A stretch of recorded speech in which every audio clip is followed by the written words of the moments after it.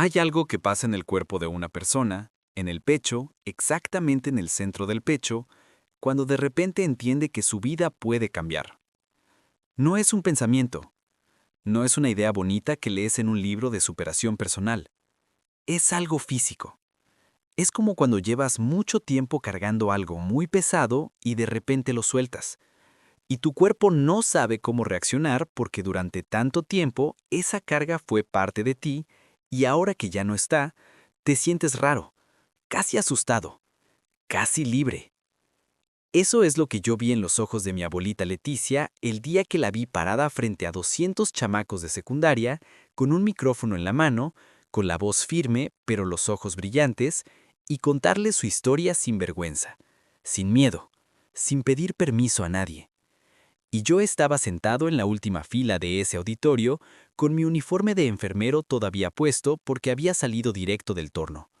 Y se me cerró la garganta de una manera que no te puedo explicar bien. Pero para que entiendas ese momento, tengo que contarte todo desde el principio, porque si te digo solamente el final, no vas a entender el peso de lo que esa mujer cargó. No vas a entender por qué lo que ella hizo fue tan extraordinario. No vas a entender por qué cada vez que la veo me dan ganas de ser mejor persona. Mira, aquí en la colonia todos conocemos a la señora Leticia. Y cuando digo todos. El de la tienda de la esquina, la señora del puesto de quesadillas, los maestros de la secundaria Benito Juárez, los doctores del centro de salud, las mamás del parque. Todos saben quién es. Pero lo que muy poca gente sabe, lo que yo sé porque soy su nieto y porque ella me lo contó en noches largas con tazas de café en su cocina, es la historia completa. La historia que no tiene filtros, la que no está editada para que suene bonita. Y yo hoy te voy a contar esa historia. Con todo, con las partes feas y las partes bonitas, con los momentos en que ella lloró y con los momentos en que se levantó. Te la voy a contar como si estuviéramos aquí tú y yo solos, como si fuera un secreto que nadie más puede escuchar, aunque en realidad lo estoy gritando al mundo porque creo que esta historia le hace falta al mundo. Porque cuando las personas pequeñas, y aquí con pequeñas no me refiero al tamaño, me refiero a las personas que el mundo ha tratado de convencer de que no valen, de que no pueden, de que ya es muy tarde para ellas, cuando esas personas entienden por qué tienen que luchar, cuando descubren que sí pueden cambiar su vida, que el pasado no las condena para siempre, que el dolor que cargaron puede convertirse en combustible, entonces ya nadie las puede parar. Absolutamente nadie. Y eso es exactamente lo que le pasó a mi abuelita. Pero espérate, porque antes de llegar a ese punto de su historia, hay que pasar por los años oscuros. Hay que pasar por las noches en que ella llegaba del turno y encontraba la casa vacía, por los momentos en que su hijo la miraba como si fuera su enemiga, por las veces en que ella se preguntó si no hubiera sido mejor rendirse. Y hay que pasar por una noche en particular, una noche de miércoles, en una colonia que no era la nuestra, en una casita rentada de Chimalhuacán, en que una señora desconocida llamó por teléfono y cambió el rumbo de la historia de mi familia para siempre. Pero eso viene más adelante. Por ahora, quédate conmigo, porque esta historia empieza mucho antes. Empieza con una niña que nació en esta misma colonia, en una casa de la que ahora ya no queda nada, hija de padres trabajadores que la amaban con toda su alma, pero que nunca tuvieron tiempo para sentarse a jugar con ella. Y a veces eso es suficiente para cambiar todo. Mi nombre es Rafael, pero en la familia me llaman Mapeo porque así me puso de apodo mi abuelito Ubaldo cuando era chiquito, y los apodos en las familias como la nuestra duran más que los nombres oficiales. Tengo 23 años, soy enfermero y vivo a 3 cuadras de la casa donde me crié con mis abuelos. Camino esas 3 cuadras casi todos los días y cada vez que paso frente a esa puerta verde con el herraje oxidado que mi abuelito jamás quiso cambiar porque dice que tiene carácter, me acuerdo de todo lo que esa casa me dio. Pero hoy no te voy a hablar de mí, te voy a hablar de ella, de Leticia, de la mujer que durante décadas cargó el peso del mundo en los hombros y que aprendió, tardísimo pero aprendió, a soltarlo. Aquí en la colonia la conocen bien. Desde que su papá y su mamá vivían aquí, la familia ya era parte del paisaje. Don Ernesto, su papá, Era de esos hombres que salían de la casa antes de que amaneciera y llegaban cuando ya todos estaban dormidos. Trabajaba en construcción, luego en una fábrica de pinturas, luego de nuevo en construcción. Lo que hubiera, lo que alcanzara, porque eran 8 hijos, 8 bocas, y la vida en aquellos tiempos no te preguntaba si estabas cansado. Doña Carmen, su mamá, era la que sostenía la casa desde adentro. Lavaba, cocinaba, remendaba ropa, iba a las juntas de la escuela, se levantaba antes que todos y se dormía después que todos. Amaba a sus hijos con una intensidad que se notaba en cada cosa que hacía, pero que rara vez se expresaba en palabras largas ni en abrazos largos. El amor en esa casa era de los que se demuestran con comida caliente y ropa limpia, no de los que se sientan contigo a preguntarte cómo estás. Leticia era la cuarta, no la mayor, no la menor, la de en medio, en todos los sentidos. Sus 3 hermanas mayores, Esperanza, Consuelo y Dolores, nombres de otra época, la cuidaron cuando era pequeña como si fuera su muñeca favorita. Y cuando ella creció, fue su turno de cuidar a los 4 que vinieron después, los 3 varones y la bebé de la familia, Rocío. Así que desde muy chica, Leticia aprendió 2 cosas fundamentales: a cuidar a otros y a no esperar que nadie la cuidara a ella. Aprendió a adelantarse a las necesidades ajenas, a leer en los gestos de los demás lo que necesitaban antes de que lo pidieran. Eso la convirtió en una enfermera extraordinaria, aunque en ese entonces ninguna de las 2 lo sabíamos todavía. Cuando era joven, y en las fotos de esa época que aún conserva en una caja de zapatos en el closet, se ve que era muy, muy bonita. Leticia era de las que querían vivir, de las que se cansaban de las reglas, de las que se escapaban a los bailes cuando sus papás decían que no, de las que llegaban tarde y buscaban cualquier excusa. No era mala, era joven, era la energía de alguien que ha estado contenida demasiado tiempo y que de repente descubre que el mundo es grande. Y en esa juventud sin freno, sin la guía cercana que sus papás no tenían tiempo de darle aunque quisieran, sin las conversaciones que nadie en esa casa sabía cómo tener, Leticia se embarazó. Tenía 19 años. Recuerdo que ella me contó esta escena una noche, con las manos alrededor de su taza de café, mirando hacia la ventana como si estuviera viendo pasar la memoria frente a ella. Cuando le dije a tu bisabuelo lo que pasaba, se quedó callado tanto tiempo que yo pensé que me iba a desmayar. Estábamos en la cocina. Eran como las 9 de la noche y todos mis hermanos ya estaban dormidos. Él no me miraba, miraba la mesa, y yo no sabía si llorar o salir corriendo. Le pregunté qué había dicho finalmente don Ernesto. Me dijo: entonces ya tendrás que trabajar. Eso fue todo. Sin gritos, sin insultos, sin drama, solo eso. Y de alguna manera eso fue peor que si me hubiera gritado, porque lo que me estaba diciendo era que ya no había tiempo para lamentarse, que ya no era una niña, que la fiesta había terminado y que ahora la realidad llegaba a cobrar. Su mamá, doña Carmen, fue la que lloró, la que la abrazó en su cuarto esa noche y le dijo que la amaba, pero que el mundo no perdonaba, y que había que ponerse de pie. Mi mamá me dijo: mija, no tienes que casarte si no quieres, pero sí tienes que trabajar. Tus hermanas son enfermeras, ellas te van a ayudar a entrar. Haz eso. Y así fue. Así fue como Leticia se convirtió en enfermera, no por vocación, no por amor a la medicina, sino porque era lo que había, porque sus hermanas conocían el camino y porque tenía un hijo que iba a necesitar comer, vestirse, tener cuadernos y zapatos y todo lo que los hijos necesitan. Pero lo que nadie sabía en ese momento, lo que ni ella misma sabía, era que esa profesión que escogió por obligación se iba a convertir en el vehículo de todo lo que vendría después. Que esas noches en los pasillos de hospital, cargando bandejas de medicamentos y leyendo historiales clínicos, iban a enseñarle más sobre el ser humano de lo que cualquier libro le hubiera podido dar. Cuando todo se empieza a derrumbar. El nombre de mi papá es Esaú, así, con acento en la última vocal, aunque nadie en la familia se lo respeta. Desde chico fue un niño con carácter. Eso me lo dicen todos cuando le preguntas. Carácter. Pero yo creo que esa palabra es un eufemismo muy conveniente para no decir lo que realmente era. un niño que necesitaba más atención de la que podían darle, que creció sintiéndose solo aunque viviera rodeado de gente y que aprendió muy temprano que el mundo no estaba dispuesto a sentarse a escucharlo. Leticia hacía lo que podía. Trabajaba en turnos rotativos, mañana, tarde, noche. A veces, el turno de noche se extendía porque la compañera que debía relevarla no llegaba, y en esos casos ella tenía que esperar, a veces 2 horas, a veces 3, hasta que alguien apareciera. Y mientras ella esperaba en ese hospital, su hijo la esperaba en casa. A veces con la vecina, a veces con su abuela, a veces solo.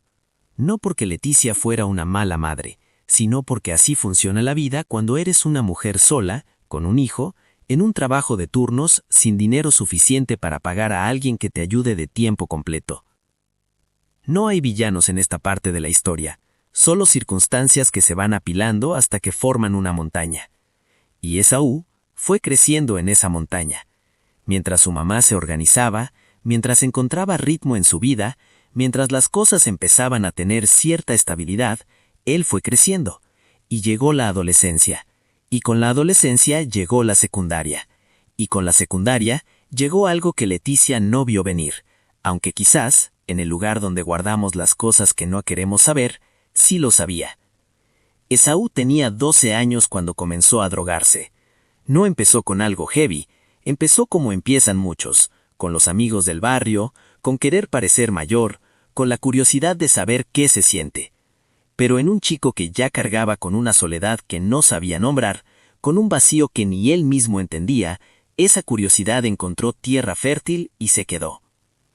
Leticia me contó que tardó un tiempo en darse cuenta, que al principio pensaba que era la edad, que era el carácter, que era la rebeldía normal de un adolescente, y que cuando finalmente los ojos le dijeron la verdad, cuando lo vio un día llegar con los ojos rojos y los movimientos extraños, y supo sin que nadie se lo dijera exactamente lo que estaba pasando, sintió que el suelo se abría bajo sus pies. Ella me contó que lo confrontó una noche, que preparó comida, que esperó a que llegara, que lo dejó comer, que esperó a que terminara, y que entonces, cuando ya no había pretexto para levantarse de la mesa, lo miró a los ojos y le dijo lo que sabía. Me senté frente a él y le dije, Esaú, dime la verdad, y no me hagas el favor de mentirme porque ya sé. Y él me miró, te juro que me miró con unos ojos que nunca se me van a olvidar, y se encogió de hombros. Solo se encogió de hombros, como si le preguntara si había comido o no. ¿Y luego qué?, le pregunté yo. Luego nada. Se levantó de la mesa y se fue a su cuarto. Y yo me quedé ahí sola, con la comida enfriándose en las ollas, sin saber si gritar o llorar, o ir a tocarlo o dejarlo. Y lo que hice fue lo peor. Me quedé sentada, paralizada, porque en ese momento no supe qué hacer, y eso me dolió más que todo lo demás, no saber qué hacer. Yo que cuidaba enfermos, yo que siempre tenía el protocolo para cada situación, con mi propio hijo no supe qué hacer. Ese momento de parálisis, ese instante de no saber, fue el principio de algo, porque Leticia era una mujer que cuando se daba cuenta de que no sabía algo, aprendía. Era su manera de funcionar desde chica. No sé, entonces aprendo. No entiendo, entonces busco. Así que empezó a buscar. Primero habló con el médico de la clínica donde trabajaba. Luego buscó un trabajador social. Luego llevó a Esaú, que iba a regañadientes, que se resistía, que a veces llegaban y él se negaba a entrar, con un psicólogo. Luego con otro. Luego buscó grupos de apoyo. Luego leyó libros. Luego tomó un taller. Luego otro. Y mientras hacía todo eso, seguía trabajando. Seguía en sus turnos. Seguía llegando cansada y saliendo temprano. Seguía siendo enfermera, hija, hermana.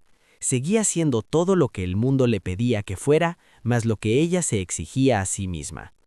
Y Esaú seguía sin cambiar. O cambiaba un poco, por temporadas.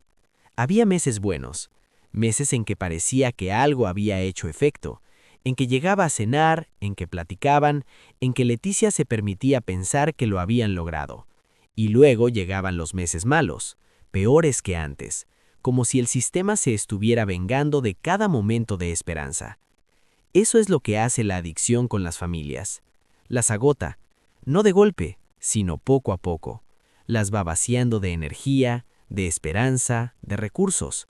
Las va haciendo dudar de todo, de sus decisiones, de su amor, de si están haciendo lo correcto o lo incorrecto. Es una guerra de desgaste que no tiene frente claro, que no tiene un enemigo al que puedas mirar a los ojos. Y en medio de todo eso, apareció mi abuelito Ubaldo. Si tuviera que describirte a mi abuelito en una sola frase, te diría esto. Es el hombre más tranquilo que he conocido en mi vida. No tranquilo en el sentido de aburrido o de que no tiene opinión. Tranquilo en el sentido de que cuando está en el cuarto, la temperatura baja un poco. Tranquilo en el sentido de que cuando habla, uno siente que lo que va a decir vale la pena escucharlo. Él llegó a la vida de mi abuelita de la manera más normal. Se conocieron a través de amigos comunes, en una reunión familiar, en una tarde de domingo en que Leticia había ido porque sus hermanas la arrastraron, y porque llevar a Esaú era más difícil que dejarlo solo en casa por unas horas. Ubaldo ya sabía quién era ella, la conocía de nombre, de referencias, de ese tipo de conocimiento vago que se tiene en los barrios chicos donde todos se conocen aunque no se hablen. Pero ese domingo la vio de verdad, y algo en él decidió que quería saber más. Lo que lo impresionó, me lo ha contado él mismo varias veces, no fue su belleza, aunque dice que era muy guapa. Lo que lo impresionó fue cómo hablaba de Esaú, porque en esa conversación, sin querer, Leticia mencionó a su hijo, y la manera en que lo mencionó, la mezcla de amor y de dolor y de determinación que había en su voz cuando hablaba de ese chico que le estaba rompiendo el corazón, le dijo a Ubaldo más sobre quién era esa mujer que cualquier currículum de vida. Yo la vi hablar de su hijo, me dijo mi abuelito una vez, en una de esas conversaciones largas que tenemos cuando estamos solos, y pensé, esta mujer no se rinde. No sé qué le pasó, no sé todo lo que está cargando, pero esta mujer no se rinde, y eso me pareció lo más hermoso que había visto en mucho tiempo. Se hicieron amigos primero, luego algo más, y luego sin que nadie lo dijera en voz alta, se convirtieron en equipo. Ubaldo entró a la vida de Esaú sin pretender ser su papá, sin tratar de imponerse, sin exigir respeto que no se había ganado. Entró con calma, con paciencia, con esa misma temperatura baja que tenía en todos los cuartos. Le preguntaba cómo estaba, le ofrecía llevar a algún lado, le compraba de comer sin hacer drama. Era constante de una manera que Esaú no sabía cómo rechazar. Y Esaú lo maltrató de todas las formas posibles.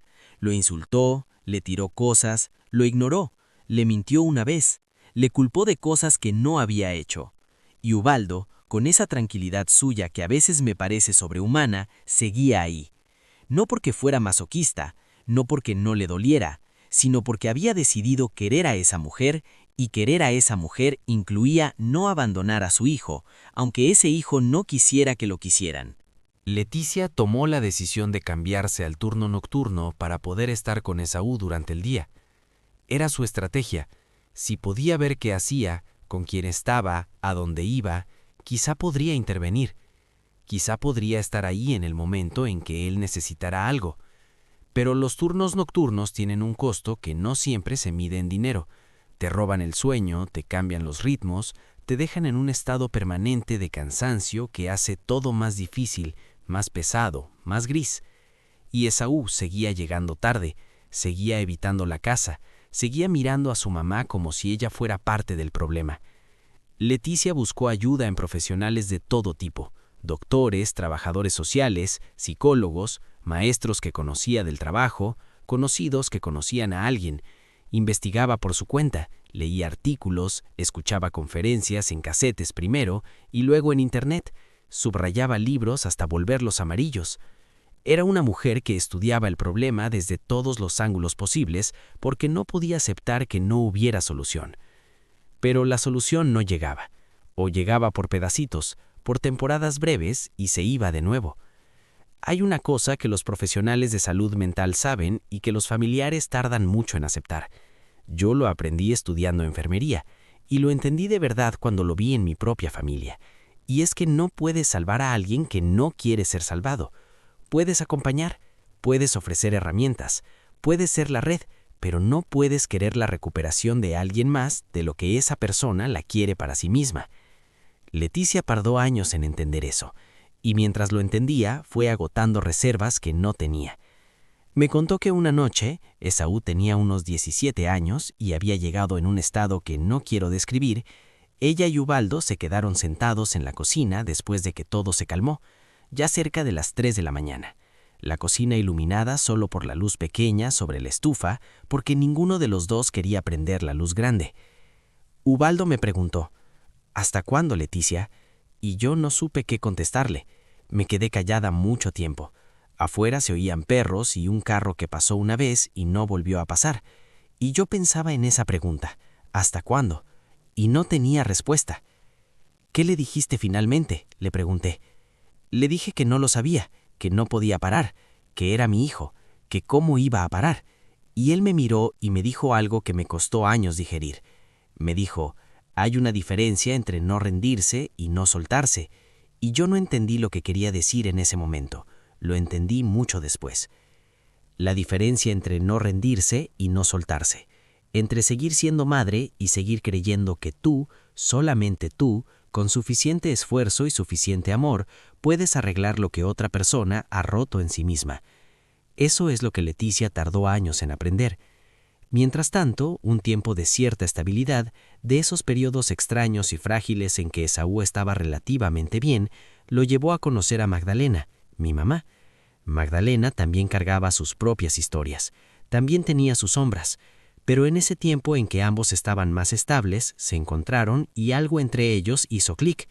Vivían juntos, rentaban un cuartito, tenían sus problemas, pero también sus momentos buenos. Y en uno de esos momentos buenos llegué yo al mundo, Rafael, aunque todos me dicen Mateo. Con mi llegada, Leticia sintió algo que no había sentido en mucho tiempo, esperanza. No una esperanza frágil de que Esaú cambiara, ya esa la había ido archivando en el cajón de las cosas que ya no puedes cargar, sino una esperanza nueva, más pequeña pero más firme. La esperanza de que podía hacer algo por ese bebé, que era su único nieto y que llegaba al mundo sin haber pedido la vida que le iba a tocar. La llamada llegó un miércoles.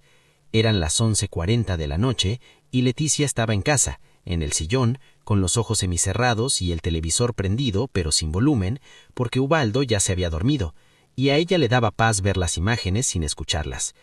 Tenía libre esa noche, lo cual era raro, y había aprovechado para no hacer nada en particular, que también era raro. El teléfono sonó. No reconoció el número. Estuvo a punto de no contestar, pero algo, esa cosa indefinible que los enfermeros desarrollan después de años de estar alertas a señales que otros no ven, la hizo contestar. Era una señora, una vecina de Chimalhuacán, del fraccionamiento donde Esaú y Magdalena rentaban. No la conocía, nunca la había visto, pero tenía el número de Leticia porque una vez, en una visita, Esaú había dado de referencia en algún papelito del edificio. Señora, buenas noches, perdone que llame a esta hora. Soy vecina de su hijo. Es que hay un bebé aquí. Está llorando desde ayer en la noche, y los papás no han llegado. Entré a preguntar y la puerta estaba sin seguro. El bebé está solo. Leticia me contó que en el momento en que escuchó esas palabras, sintió dos cosas al mismo tiempo. Un frío en la espalda, que era miedo puro, y una claridad en la cabeza, que era otra cosa. Era la misma claridad que sentía cuando llegaba una emergencia al hospital y el cerebro de enfermera se activaba y todo se volvía protocolo, pasos, acción. Se vistió en 2 minutos, despertó a Ubaldo con 3 palabras, es por Mateo. Él se levantó sin preguntar nada, sin quejarse, sin pedir explicaciones. Eso también es el amor, levantarse a las 12 de la noche sin hacer preguntas cuando alguien que confía en ti te dice que hay que ir. El trayecto de su colonia a Chimalhuacán es largo cuando hay tráfico. A medianoche, con Ubaldo manejando rápido pero sin correr riesgos, tardaron 40 minutos que a Leticia le parecieron 4 horas. Me contó que durante todo el camino no habló, que miraba por la ventana y pensaba en ese bebé llorando en un departamento vacío. En cuántas horas llevaba solo, en si había comido, en si estaba bien. Yo tenía 1 año y medio. Cuando llegaron, la señora vecina los estaba esperando en la entrada. Los llevó al departamento. La puerta, efectivamente, no tenía llave. Adentro, el cuartito oscuro olía a pañal y a encierro y a las cosas que se quedan en el aire cuando nadie ha abierto ventanas en muchas horas.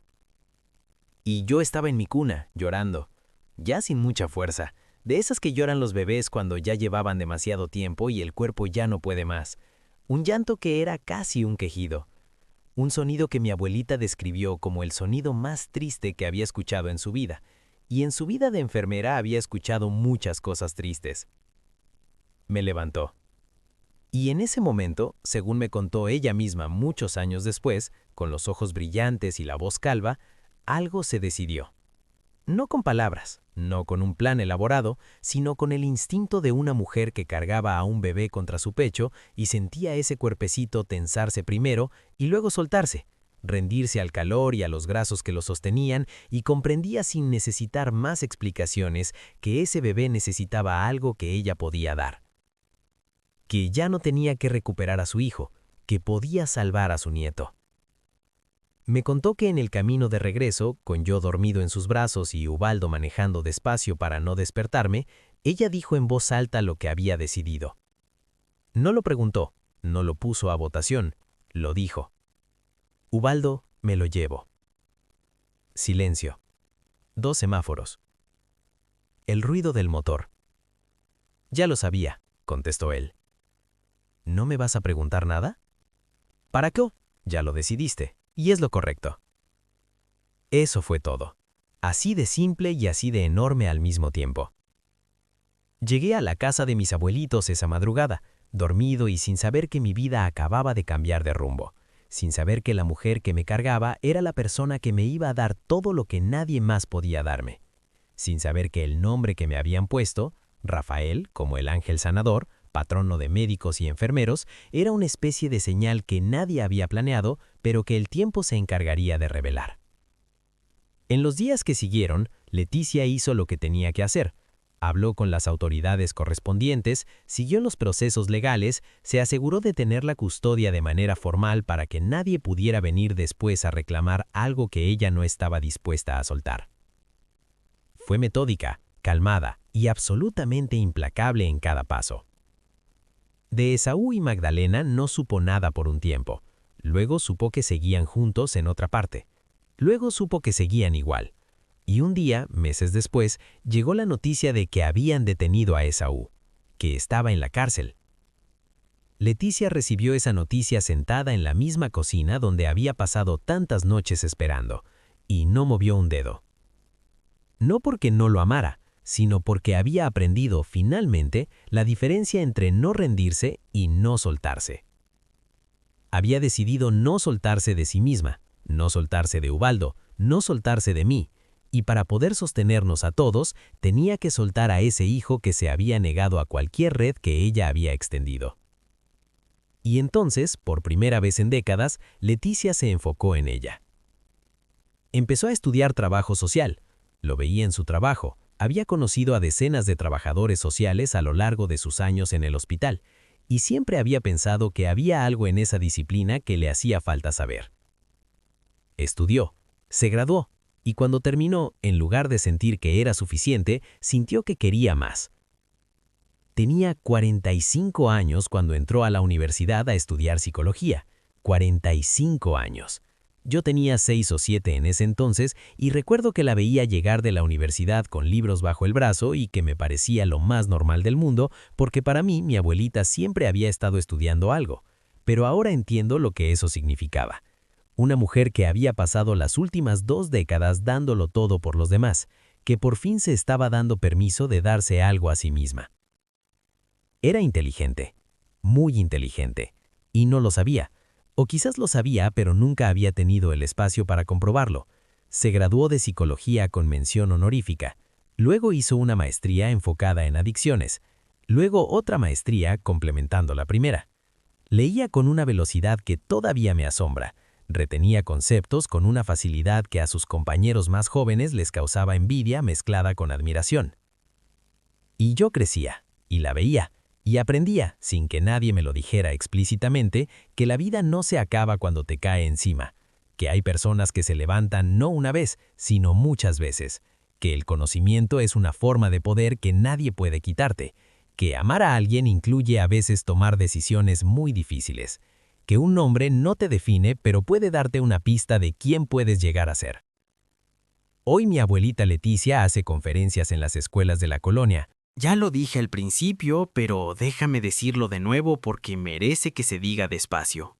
Hace conferencias en las escuelas de la colonia, la misma colonia donde nació, donde creció siendo la hija de en medio de 8 hermanos, donde nadie se sentaba a preguntarle cómo estaba, donde vivió las noches más oscuras de su vida. En esa misma colonia, ahora camina hacia las escuelas con su carpeta bajo el brazo y su voz firme y sus ojos que han visto demasiado para tenerle miedo a cualquier cosa, y se para frente a los jóvenes y les habla. Las secundarias la llaman, las preparatorias la llaman, los centros comunitarios la llaman. A veces son salones de 30 chamacos, a veces son auditorios de 200, y ella va a todos, porque tiene algo que decirles que viene de un lugar que ningún libro de texto puede replicar. Viene de haberlo vivido.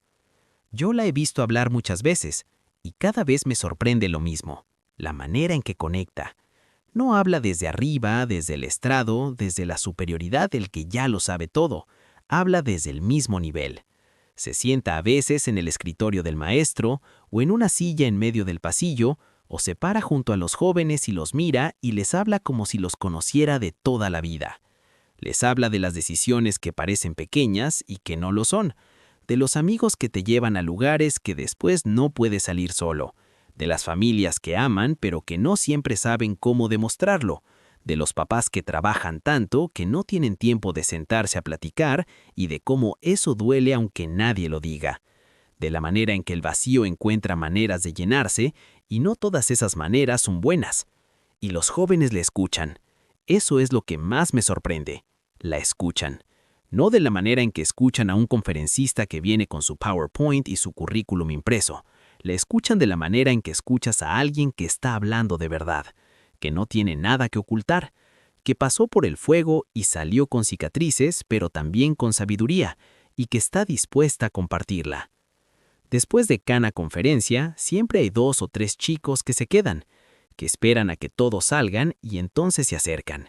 Y esos chicos que se quedan, en mi experiencia, son los que más lo necesitan, los que reconocieron algo en lo que ella dijo, los que llevan cargando algo que no saben cómo nombrar.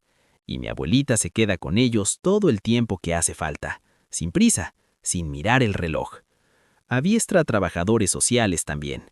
Los municipios la contratan para talleres, las clínicas la llaman para formación de personal. Ha participado en programas de radio locales, ha escrito artículos que se publican en boletines de salud comunitaria. Y todo esto siendo jubilada. Todo esto después de que supuestamente su etapa de trabajo activo había terminado. Porque Leticia no sabe estar quieta cuando hay algo que puede hacer. Y también, y esto me parece importante decirlo, también disfruta la vida. Eso lo aprendió tarde, pero lo aprendió bien. Viaja con mi abuelito Valo, 2 o 3 veces al año, a donde sea, a la playa, al pueblo de algún amigo, a la Ciudad de México a ver museos. Comen en restaurantes que antes no habrían podido pagar. Se ríen mucho. Se toman fotos que no saben muy bien cómo subir a las redes, pero que intentan, y eso les da risa, y esa risa es una de las cosas más bonitas que he visto en mi vida. Da consultas en su casa a personas que no pueden pagar una consulta privada. Cobra lo que pueden dar o no cobra nada si la persona no puede. Tiene una silla cómoda en su consultorio improvisado, que en realidad es la sala de la casa con un biombo que Ubaldo instaló hace unos años.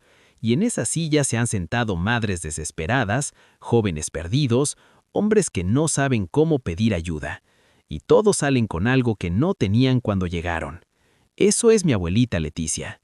Y yo soy Rafael, o Mateo, dependiendo de quién me llame. Tengo 23 años y soy enfermero. No lo escogí por las mismas razones por las que ella no lo escogió a sus 19. Ella por obligación, yo por herencia, supongo. Por haber crecido en una casa donde la enfermería era cosa seria, donde se hablaba de pacientes y protocolos y cuidado con el mismo respeto con que otros hablan de religión. Pero a diferencia de ella, yo sí lo elegí, Fui a la escuela sabiendo lo que quería. Fui con los ojos abiertos y con el ejemplo de ella delante de mí como una brújula. Y ahora trabajo en el mismo tipo de turnos que trabajó ella. Y a veces me sorprendo a mí mismo pensando en lo que ella me enseñó sobre sostener a alguien en un momento difícil, no solo con medicamentos y protocolos, sino con presencia, con la calma de quien sabe que su trabajo es ser el ancla mientras la tormenta pasa. Algún día, y no es una idea lejana, es algo que pienso en serio, voy a ser yo quien los cuide a ellos, a mi abuelita y a mi abuelito, y voy a hacerlo con el respeto y la calma que ellos tuvieron conmigo. No como una deuda que hay que pagar, sino como el ciclo natural de un amor que nunca se interrumpió. Cuando la vi esa tarde en el auditorio de la secundaria, parada con el micrófono, contándole a 200 chamacos la historia de cómo su hijo cayó en las drogas y de cómo ella no se rindió, pero sí aprendió a soltarse, con la voz firme y los ojos brillantes, y esa manera suya de decir las cosas que hace que quien la escucha sienta que habla directamente con él, cuando la vi así, se me cerró la garganta. Y no de tristeza, de algo que no tiene un nombre exacto, pero que se parece mucho al orgullo mezclado con la gratitud, de la sensación de que fui afortunado de una manera que no me merecí y que me merecía al mismo tiempo, que aterricé en los brazos correctos en la noche correcta y que esa mujer decidió que yo valía la pena cuando quizás nadie más lo hubiera decidido. Me contó una vez que Rafael, el ángel cuyo nombre me dieron mis papás sin saber muy bien por qué, es el ángel sanador, el consolador, el patrono de médicos y enfermeros, y que cuando llegó a recogerme esa noche, cuando me levantó de esa cuna y me puso contra su pecho y yo dejé de llorar, pensó que quizás los nombres sí dicen algo sobre las personas. Yo creo que sí, pero también creo que el nombre que más dice algo en esta historia no es el mío. Es el de ella, Leticia, que en latín viene de la etitia, que significa alegría. Una mujer que tardó décadas en encontrar la suya, pero que cuando la encontró, la compartió con todos. Y eso, creo yo, es todo lo que necesitas saber sobre por qué cuando las personas pequeñas entienden por qué tienen que luchar, cuando descubren que pueden cambiar su vida, entonces ya nadie las puede parar. Nadie. Espero les haya gustado esta historia y si gustan escriban sus comentarios para que yo se los lea a mi abuelita cuando la vea. Seguramente se pondrá feliz al saber que compartí su historia y ustedes están escuchándola. Y si quieres seguir escuchando historias como esta, síguenos para que no te pierdas más historias. Y también puedes ir a ver los demás videos en el canal. ¡Hasta luego!